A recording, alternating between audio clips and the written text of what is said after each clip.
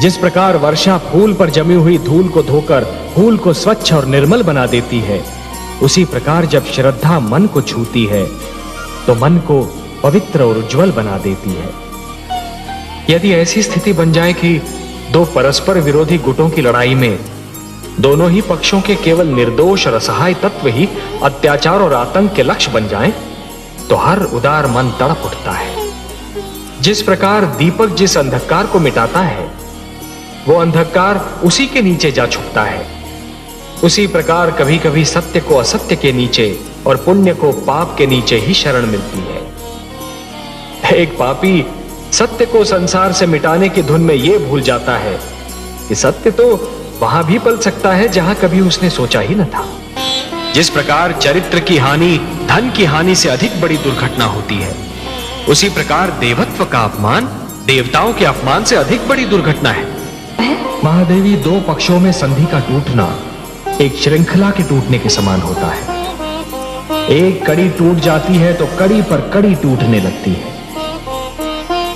महादेवी, मोती जिस डोर में पिरोए हुए होते हैं, यदि वो डोर ही टूट जाए तो सारे के सारे मोती भूमि पर बिखर जाते हैं। और इन बिखरे हुए मोतियों को दोबारा समेटना और फिर से उसी डोर में पिरोना यह सरल कार्य नहीं होता। महादेवी, जानती हूँ कमल नयन, बसी बसाई नगरी को उजाड़ना सरल कार्य होता है, उसी नगरी को फिर से बसाना बहुत कठिन होता है। वर्ष और पीढ़ियां बीत जाती हैं उसे बसाने में। सत्य कहा महादेवी। समझौते का तोड़ना सदैव शत्रुता को जन्म देता है, और शत्रुता एक ऐसा विषैला पौधा है जिस पर केवल द्वेष के पुष्प और संदेह के कांटे ही उगते हैं। और ये द्वेष और संदेह कई पीढ़ियों तक अपना रंग दिखाते रहते हैं।